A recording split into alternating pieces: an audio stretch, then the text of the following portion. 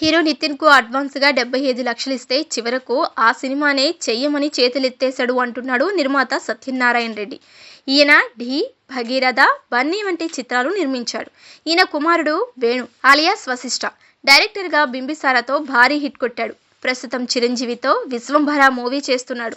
అయితే ఈ విజయాలకు ముందు వశిష్ఠ ఎన్నో కష్టాలు పడ్డాడు. వాటిని తండ్రి సత్యనారాయణ తాజాగా ఓ ఇంటర్వ్యూలో చెప్పుకొచ్చాడు. ఆయన మాట్లాడుతూ నితిన్ 'ఇష్క్' సినిమా సమయంలో ఆయన తండ్రి సుధాకర్ రెడ్డి చాలా సమస్యల్లో ఉన్నారు. అప్పుడు నేను ఆ సినిమాను కొని వైజాగ్లో డిస్ట్రిబ్యూషన్ చేశాను. ఆయనకు ఎప్పుడైనా అవసరం ఉంటే డబ్బులు ఇచ్చేవాడిని.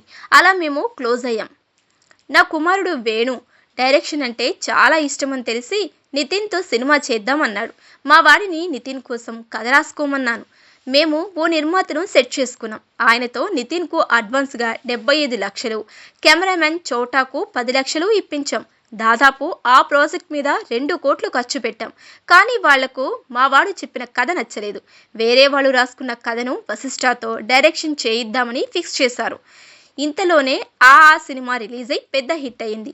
ఆ తర్వాత కొత్త డైరెక్షన్తో సినిమా చేస్తే మా వాడి రేంజ్ పడిపోతుంది అని సుధాకర్ అన్నాడు. వాడికి పెద్ద రేంజ్ ఉంది కదా, అది పడిపోతుందట.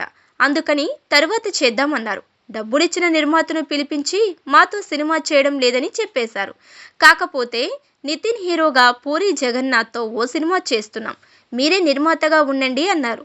అప్పుడు ఆ నిర్మాత, నేను మీతో పార్ట్నర్షిప్ చేయడానికి రాలేదు, నా డబ్బు నాకు ఇచ్చేయండి అన్నారు. అలా మోసపోయి అక్కడి నుంచి బయటకు వచ్చేసాం.